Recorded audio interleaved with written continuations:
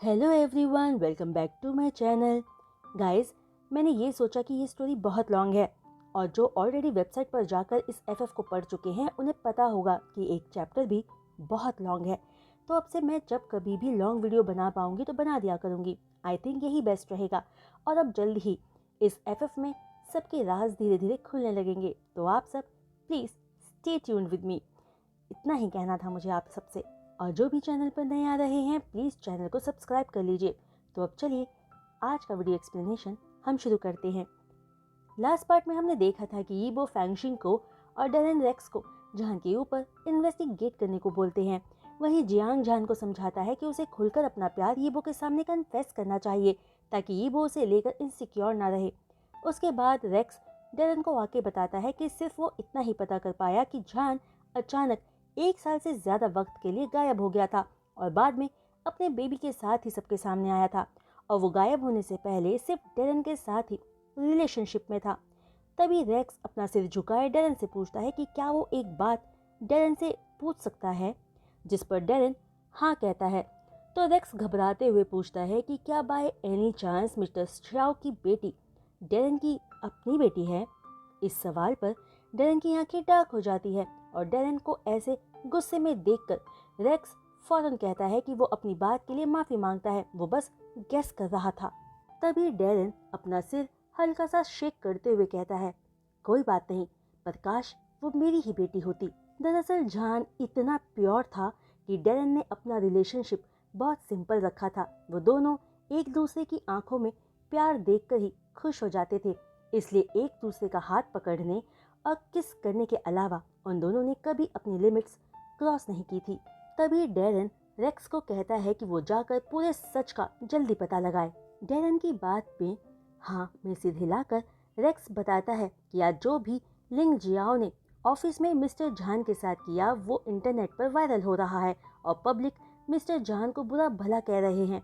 जिसे सुनकर डेरन परेशान होकर कहता है कि वो वायरल हो रही वीडियो को इंटरनेट से हटवा दे और बाकी काम कंपनी के पीआर डिपार्टमेंट पर छोड़ दे, क्योंकि इससे जान की इमेज पर असर पड़ेगा और डेरन उसे परेशानी में नहीं डालना चाहता और वक्त आने पर वो लिंग जियाओ की बेशर्मी को मीडिया के सामने खुद बता देगा।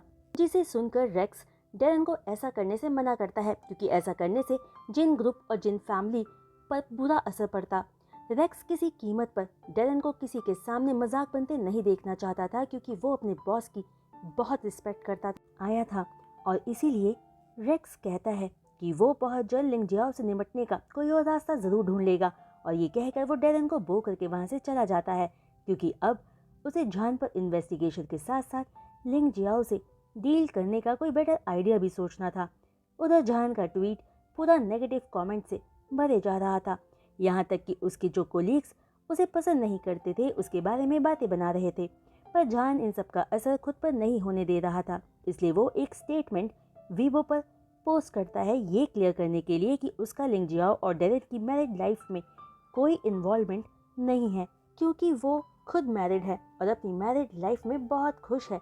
ये पोस्ट करके जान कमेंट सेक्शन को टर्न ऑफ करके अपने काम में दोबारा लग जाता है। तभी थोड़ी देर में ही इंटरनेट पर ट्रेंड बिल्कुल चेंज हो जाता है, क्योंकि किसी ने लिंग जियाओ और हेपेंग के अफेयर के एविडेंस, पुलिस रिकॉर्ड्स, फोटोज सब इंटरनेट पर एक्सपोज कर दिया था।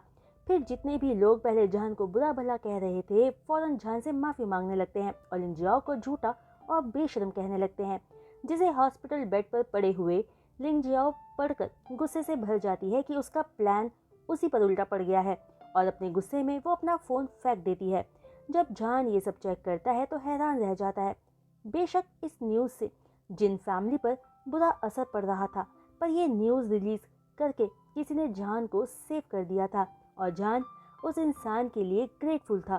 तभी अपने काम के बाद जान फई को पिक करने जाता है तो उसे टीचर बताती है कि फई को ऑलरेडी उसके फादर ले जा चुके हैं, जिसे सुनकर जान टीचर की बात पर एक्नॉलेज करते हुए सोचता है कि ये वो वापस आकर फई को भी ले गया है, पर उसे कॉल नहीं किया। तभी अपने कार में वापस आकर जान अपना फ़ोन चेक करता है तो वहाँ यीबो का एक मैसेज था, जिसमें लिखा था, मैंने फई को पिक कर लिया है, तुम काम के बाद घर वापस आ जाना।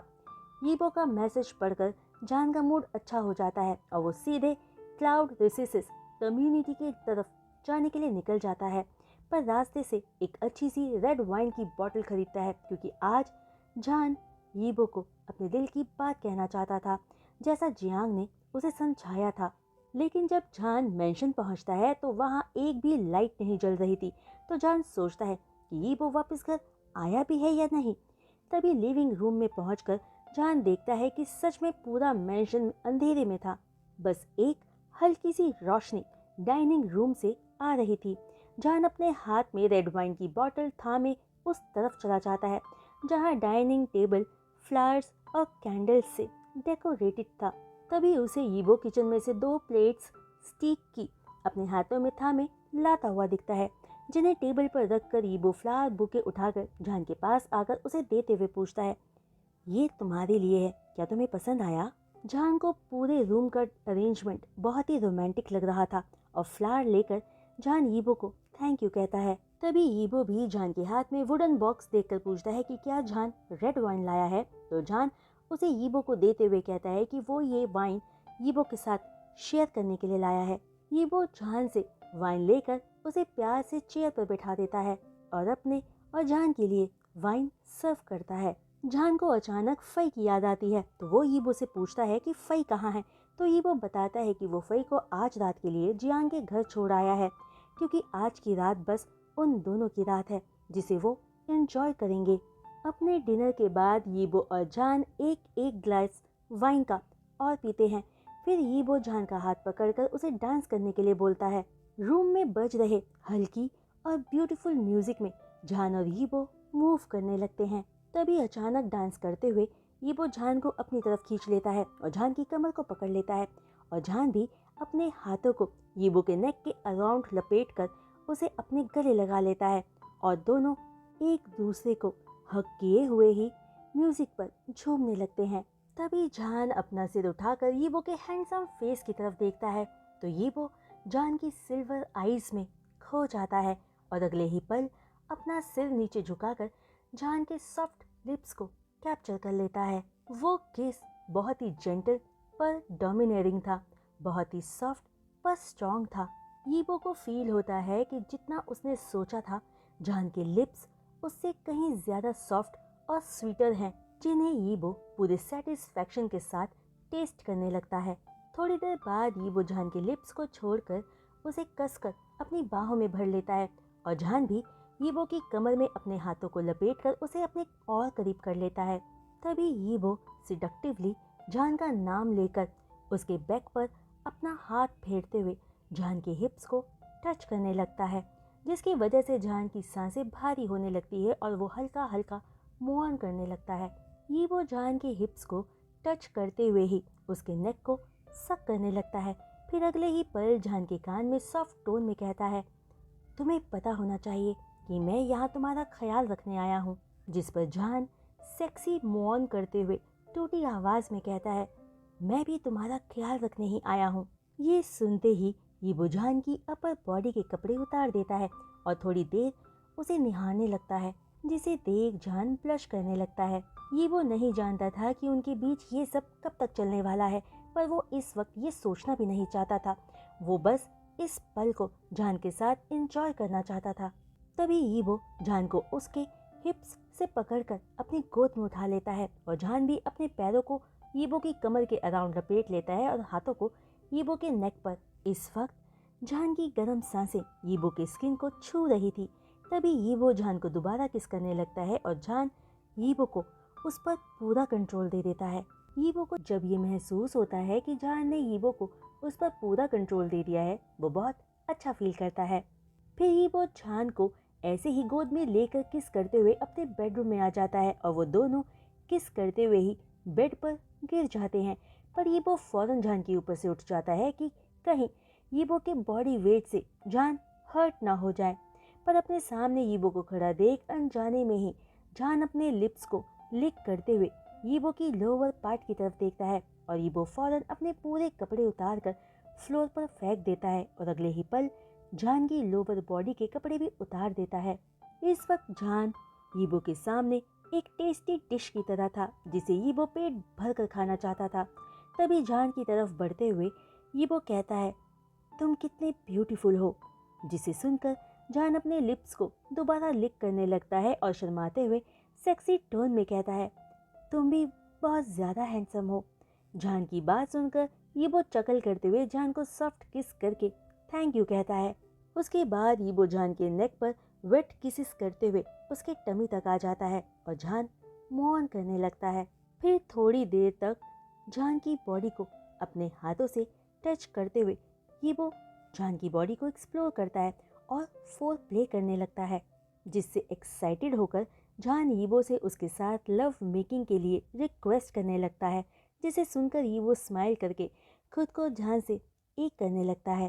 तभी जान दर्द में कर्रा जाता है तो यीबो टेंस्ड होकर जान की तरफ देखता है कि कहीं उसने जान को हर्ट तो नहीं कर दिया ना, पर जान एक फीकी स्माइल के साथ दर्द बर्दाश्त करते हुए यीबो को रुकने से मना करता है, जिसे सुनने के बाद यीबो नहीं रुकता और अपने लॉन्ग लव मेकिंग सेशन के बाद अपने प्यार से जान को भरकर जान के ऊपर ही लेटकर अपना फेस जान के नेक में छुपाकर अपनी सेटिस्फैक्शन से भरी स्माइल को जान से छुपाता है। पर जब यीबो जान की तरफ देखता है तो उसकी आलमंड जैसी आंखें भारी और थकी हुई दिख रही थी। उसके लिप्स, जिन्हें यीबो ने बुरी तरह से टेस्ट किए थे, अब डार्क और पफी दिख रहे थे। वहीं जान के बाल पूरी तरह से मेस्ड अप थे। ऐसी हालत में जान यीबो को सुपर सेक्सी दिख रहा था, जिसे देख यीबो फिर से खुद को हार्ड फील करने लगता है और दोबारा अपनी एक्टिविटी को स्टार्ट कर देता है और अर्ली मॉर्निंग तक यीबो जान को रेस्ट नहीं करने देता। अगले दिन सुबह यीबो जान के लिए ब्रेकफास्ट रेडी करता है, जिसे वो दोनों बहुत अच्छे से एंजॉय करते हैं और उसके बाद यीबो जान को उसके ऑफिस छोड़ने आता है, जहां रास्ते में यीबो एक डॉक्यूमेंट निकाल कर जान को देता है, जिसे लेते हुए जान पूछता है कि ये क्या डॉक्यूमेंट्स हैं, जिस पर यीबो काल्मली बोलता है, तुम बस खोल कर देखो। और जैसे ही जान डॉक्यूमेंट्स को खोल कर देखता है, शॉक रह जाता है। जान अपने हाथों में पकड़े डिवोर्स पेपर्स को देखे जा रहा था, मानो किसी ने उसकी आंखों में डंक मार दिया हो और उसकी आंखें नम हो जाती है। पर अपने आंसुओं को रोकते हुए जान यीबो से पूछता है, तुम ये मुझे क्यों दे रहे हो? मैं बस तुम्हें तुम्हारा हक वापस दे रहा हूँ। तुम आजाद होना चाहते थे, इसलिए मैं तुम्हारी इच्छा पूरी कर रहा हूँ। यीबो इस वक्त बहुत अलग साउंड कर रहा था। वो रात की तरह बिल्कुल भी जेंटल और टेंडर नहीं था। तभी डिवोर्स पेपर्स की तरफ देखते हुए जान कहता है, मेरी इच्छा पूरी कर रहे हो? मेरी ऐसी कौन सी विश है जो मैं तुमसे पूरी करवाना चाहता हूँ? तभी यीबो कहता है, मैं कभी भी उस इंसान को खुद से जोर जबरदस्ती बांधकर नहीं रखना चाहता जो मुझसे बिलोंग ही नहीं करता। मैं जो तुम्हारे लिए कर सकता हूँ कर रहा हूँ, इसलिए तुम डिवोर्स के बारे में सोच सकते हो। जैसा कि तुमने खुद कहा था कि हमारी मैरिज कॉन्ट्रैक्ट के 3 साल पूरे होने वाले हैं और अपनी आज़ादी पाने का तुम्हें हक है, तो मैं तुम्हें नहीं रोकूंगा। और जैसा कि मैंने स्टार्टिंग में प्रॉमिस किया था, तो मैं तुम्हें कॉम्पनसेशन दे दूंगा, या जो तुम चाहोगे वो मैं कर दूंगा। इन 3 सालों के लिए मेरा वाइफ बनने के लिए थैंक यू। तभी एक हल्की सी स्माइल के साथ जान कहता है, मिस्टर वांग, आप बहुत जेनरस हैं। ये कॉन्ट्रैक्ट साइन करते समय आपने 2 मिलियन देने का वादा किया था, जो आप ऑलरेडी दे चुके हैं, इसलिए मुझे आपसे और कुछ नहीं चाहिए। और मुझे बचाने के लिए भी आपका थैंक यू। तो अब हम इवन हैं। जान इस वक्त बस बीती रात याद किए जा रहा था। यीबो का उसके साथ कैंडल लाइट डिनर करना, डांस करना, रोमांटिक रात बिताना, क्या वो सब कुछ झूठ था? तो अब जब रात को यीबो ने कहा था कि वो मेरे साथ रात बिताना चाहता है, तो वो इस डिवोर्स की तैयारी कर रहा था। अगर यीबो मुझे डिवोर्स देना ही चाहता था तो मेरी लाइफ में इतनी प्यारी रात याद बनाकर क्यों छोड़ दी, जिससे मैं अब बहुत ज़्यादा जुड़ चुका हूँ। मुझे इतने सपने दिखाकर आज उन्हें इतनी बेरहमी से कुचल दिया। जान ये सब कुछ सोच ही रहा था कि तभी यीबो पूछता है, तो अब हम इवन हैं? जिस पर जान हाँ में सिर हिला देता है। बहुत अच्छी बात है। ये कहकर यीबो विंडो के बाहर देखने लगता है और डिवोर्स पेपर्स को साइड में रखकर अपने प्राइड और सेल्फ एस्टीम के चलते जो जान यीबो से कहना चाहता था, उन्हें अपने दिल में ही दबा कर रख लेता है और पूरे रास्ते कुछ नहीं कहता।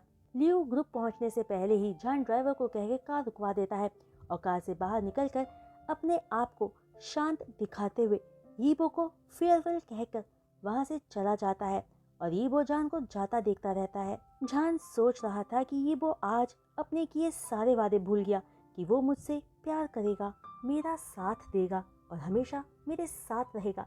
वो सब भूल गया। वहीं जान के वहां से जाते ही यीबो सोचता है, ये वो रिजल्ट नहीं है जो मैं चाहता था, पर वो जिसे प्यार करता है वो मैं नहीं हूँ। पर ये आखिरी वो चीज थी जो उसे खुश देखने के लिए मैं कर सकता था। ये सोचकर यीबो ड्राइवर को वहां से चलने को कहता है। वहीं जान को पता ही नहीं चला कि वो कैसे अपने ऑफिस तक पहुंचा, क्योंकि वो इस वक्त एक जिंदा लाश की तरह चल रहा था। इसीलिए वो अपना दिल किसी के लिए नहीं खोलना चाहता था। पर सब वैसा नहीं हुआ जैसा जान ने सोचा था। यीबो उसकी लाइफ में आ गया और आज उसे यीबो से प्यार हो गया था। जान अपने ख्यालों में ही था कि अचानक उसे जिन शनहाई का कॉल आता है और वो लिंग जियाओ के सीक्रेट को इंटरनेट पर एक्सपोज करने के लिए जान को ब्लेम करने लगता है। पर जान काम टोन में क्लियर कर देता है कि उसने ये सब नहीं किया। जिस पर शनहाई पूछता है कि अगर उसने नहीं किया तो किसने किया, जिस पर जान कहता है कि उसे नहीं पता, बस इतना पता है कि ये सब उसने नहीं किया। जिसे सुनकर शनहाई जान से माफी मांगकर कॉल कट कर देता है और जान सोचता है कि हर चीज मुझसे ही आकर क्यों जुड़ जाती है, आखिर सब मेरी पीसफुल लाइफ को डिस्टर्ब क्यों कर देते हैं। वहीं दूसरी तरफ यीबो के ऑफिस पहुंचते ही फैंगशिंग आकर यीबो को रिपोर्ट देने लगता है। मिस्टर वोंग, मिसेस वोंग अपने बेबी को बर्थ देने से पहले कुछ समय के लिए गायब हो गए थे और जिस इंसान से वो सबसे ज्यादा टच में थे वो उस वक्त सिर्फ उनके फादर थे, शियाओ जियानमिन। तो उस बच्चे का बायोलॉजिकल फादर मिस्टर डेरेन ही हो सकते हैं, क्योंकि वो दोनों उस वक्त एंगेज्ड थे। तभी अपने गुस्से को दबाते हुए यीबो कहता है, फैंगशिंग, जिस बात पर तुम श्योर नहीं हो वो बात मुझे मत बताओ। और एक बात, ये कंफर्म है कि डेरेन उस बेबी का फादर नहीं है। क्या तुम पता नहीं लगा सकते कि वो गायब होकर कहाँ गया था? 5 साल बाद भी तुम्हारे काम में कोई प्रोग्रेस नहीं है। यीबो की बातों से शर्मिंदा होकर अपनी कैपेबिलिटी को थोड़ा शो करने के लिए फैंगशिंग आगे कहता है, मिस्टर वोंग, सॉरी, पर आपको बताने के लिए मेरे पास एक बहुत ज़रूरी बात है। वो बात है तो 5 साल पहले की, पर मुझे लगता है आपको बताना इम्पोर्टेंट है। तभी यीबो के इशारे पर फैंगशिंग बताता है, वो लड़का जो 4 सीजन्स होटल में काम करने आया था और 3 महीनों बाद आपके साथ वन नाइट स्टैंड के बाद गायब हो गया था, वो लड़का होटल में काम करने मार्च मंथ में आया था और मिसेस वोंग भी मार्च मंथ में ही गायब हुए थे और 1 साल से भी ज्यादा वक्त गायब रहकर अपने बेबी के साथ सबके सामने आए थे। फैंगशिंग की बात सुनकर यीबो अपनी बोहें सिकोड़ लेता है तो फैंगशिंग आगे बोलता है, वो दोनों ही सेम टाइम पर गायब हुए थे और वो लड़का तो गायब होने के बाद आज तक नहीं मिला। मैं बस गेस कर रहा हूँ, क्या किसी भी तरह से वो लड़का मिसेस वोंग से कनेक्टेड हो सकता है? उस लड़के का क्या नाम था? ये वो पूछता है। जिन झारेन, फैंगशिंग बताता है, क्योंकि उसे उस लड़के का नाम बहुत अच्छे से याद था। फिर फैंगशिंग एक एनवलप में एक फोटो यीबो को देते हुए कहता है कि ये एक धुंधली सी फोटो है जो उसने सिक्योरिटी से निकलवाई है, जो बहुत ही लो लाइट में है। यीबो उस फोटो को देखने के बाद फैंगशिंग से उस फोटो को टेस्ट करवाने के लिए भेजने को कहता है ताकि फोटो थोड़ी क्लियर हो सके। पर यीबो जितना उस फोटो को देखे जा रहा था उतना ही उस रात के लड़के का चेहरा यीबो की यादों में साफ होता जा रहा था और उसे ना जाने क्यों जो सेटिस्फैक्शन उस रात उस लड़के के साथ फील हुई थी, वही सेटिस्फैक्शन उसे जान के साथ भी महसूस हुई थी जब भी वो जान के करीब होता था। पर वो दोनों ही बहुत अलग पर्सनालिटीज हैं, ये हमेशा ही यीबो सोचता आया था, लेकिन आज उसे लग रहा था कि वो गलत नहीं था। तभी यीबो उस लड़के का नाम दोबारा रिपीट करता है, जिन झारेन, और तभी उसके चेहरे पर कुछ सोचकर एक स्माइल आ जाती है कि डेरेन और जान एक दूसरे के साथ कितने स्वीट हुआ करते थे कि जान ने अपना फेक नाम भी उन दोनों के नाम का कॉम्बिनेशन ही बनाया था। तभी अचानक ही वो खुद को बेवकूफ़ फील करने लगता है और खुद को इमोशंस के तूफान में घिरा हुआ पाता है, क्योंकि अगर जान ही वो 5 साल पहले वाला लड़का था तो फई उसकी अपनी ही बेटी होनी चाहिए। ये सोचते ही यीबो का मन उम्मीद और लालसा से भर जाता है, पर वो ये सोचकर भी बेचैन हो रहा था कि उसे चीट किया गया है और वो जान से डिसअपॉइंटेड था, क्योंकि उसे तो शुरू से अंत तक बस बेवकूफ़ ही बनाया गया था। तभी अचानक यीबो खड़ा होकर फैंगशिंग से कहता है कि वो ऑफिस का काम संभाल ले क्योंकि यीबो को किसी अर्जेंट काम से बाहर जाना है। इसके बाद यीबो बिना फैंगशिंग की कोई बात सुने वहाँ से सीधे फई के स्कूल आता है और टीचर से बात करके फई को अपने साथ लाकर कार में बैठाता है। तो फई पूछती है कि क्या डैडी उसे मिस कर रहे थे इसलिए वो उसे जल्दी लेने आए हैं, जिस पर यीबो स्माइल के साथ हाँ कहता है। फिर फई पूछने लगती है कि अब वो कहाँ जा रहे हैं, जिस पर यीबो कहता है कि वो दोनों एक टेस्ट के लिए जा रहे हैं और अगर फई ने अपने डैडी का साथ दिया तो वो फई की कोई भी 3 विशेस पूरी करेंगे। जिसे सुनकर फई कहती है कि वो अपने डैडी की हर बात मानेगी, जिसे सुनकर यीबो स्माइल करता है और उसे सिटी के बेस्ट हॉस्पिटल लेकर जाता है जहां उसने पहले से ही अपॉइंटमेंट ले रखी थी। यीबो फई को हर्ट नहीं करना चाहता था, इसलिए वो दोनों ही ओरल सैंपल देते हैं जो बच्चों के लिए सबसे बेस्ट ऑप्शन होता है। सैंपल लेने के बाद नर्स उन दोनों को जाने के लिए कहती है और यीबो फई को लेकर बाहर आ जाता है और हैरान होकर पूछता है, बेबी क्या तुम नहीं जानना चाहती कि डैडी तुम्हें किस टेस्ट के लिए हॉस्पिटल लेकर आए हैं? तुम मुझसे कुछ पूछ क्यों नहीं रही?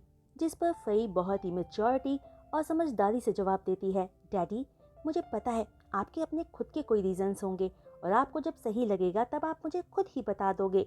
मुझे आप पर पूरा यकीन है। फई की बात सुनकर यीबो को बहुत अच्छा लगता है कि उसकी बेटी उस पर पूरा विश्वास रखती है, जो एक फादर के लिए बहुत बड़ी बात है। इसलिए यीबो को बहुत प्राउड फील होता है। जिसके बाद यीबो फई के बालों में हाथ फेर कर कहता है कि वो फई को सारी बात वक्त आने पर जरूर बता देगा और फई के मासूम चेहरे को देखकर सोचता है कि अगर रिजल्ट पॉजिटिव आया और फई उसी की ही बेटी हुई तो ये बात क्लियर हो जाएगी कि जहां ने वो 5 साल पहले वाला लड़का था। और यीबो पूरे दिल से चाह रहा था कि फई उसी की ही बेटी साबित हो, जिसमें उसी का अपना खून हो और वो वोंग फैमिली में अच्छे से पले बढ़े। इस वक्त यीबो फई के लिए उन बीते 5 सालों की भरपाई करना चाहता था जब वो उसे फादर का प्यार नहीं दे पाया। यही सोचकर वो फई से पूछता है कि वो कहाँ घूमने जाना चाहती है क्योंकि यार डैडी ने उसके लिए काम से छुट्टी ली है। पर फई कहती है कि उसे अपने डैडी का ऑफिस देखना है जहाँ उसके डैडी काम करते हैं। जिसके बाद यीबो फई को चोंगचिंग के वोंग ग्रुप में ले जाता है जहाँ सारे यीबो के साथ फई को देखकर हैरान होते हैं क्योंकि सबको यीबो की मैरिज का पता था पर उसका कोई बेबी भी है ये नहीं जानते थे। तभी यीबो के साथ सीईओ ऑफिस में पहुंचकर फई खुश होकर बोलती है, डैडी आपका ऑफिस कितना बड़ा है और आपका केबिन भी बहुत बड़ा है, मुझे यहाँ अच्छा लगा। जिस पर यीबो फई को जवाब देने से पहले अपनी दूसरी असिस्टेंट रोवेना को उसके लिए कॉफी और फई के लिए चिल्ड्रन स्नैक्स और फ्रूट लाने को बोलकर फई को कहता है कि ये तो रेंटेड बिल्डिंग है, उसके डैडी का ऑफिस जब बनकर तैयार हो जाएगा तो फई को और अच्छा लगेगा क्योंकि वो इससे भी ज्यादा बड़ा है। जिसे सुनकर फई बहुत खुश होती है। फिर यीबो कहता है कि अब जब डैडी ऑफिस में है तो उन्हें काम करना होगा और फई बोर हो जाएगी। तो फई इनोसेंटली कहती है कि जब तक वो अपने डैडी को देख पाएगी वो बोर नहीं होगी। फई की बात पर यीबो स्माइल के साथ फई के चेहरे को बहुत ध्यान से देखता है जहां उसकी आंखें और चेहरा बिल्कुल जान जैसा था पर नोज और फई का टेम्परामेंट बिल्कुल यीबो जैसा। उसे फई बिल्कुल वैसी ही लग रही थी जैसा वो बचपन में था।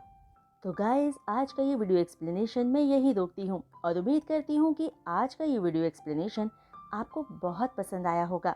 अब बहुत जल्द ही यीबो को कंफर्म हो जाएगा कि फई ही उसकी अपनी बेटी है और डैरेन भी जान पाएगा कि फई उसकी सेवियर है। और आगे इस एफएफ में क्या होने वाला है वो जानने के लिए आप मेरे साथ प्लीज इस एफएफ स्टोरी को सुनते रहिए और एंजॉय कीजिए। पर हाँ, वीडियो अगर पसंद आई हो तो उस पर अपने 1000 लाइक्स देना मत भूलना। और जो भी चैनल पर नए आ रहे हैं और चैनल को सब्सक्राइब कर सकते हैं तो चैनल को सब्सक्राइब और बेल आइकन को हिट करना भी मत भूलना। तो आज के लिए बस इतना ही। मैं जल्द वापस लौटूंगी न्यू वीडियो एक्सप्लेनेशन के साथ। तब तक के लिए बाय।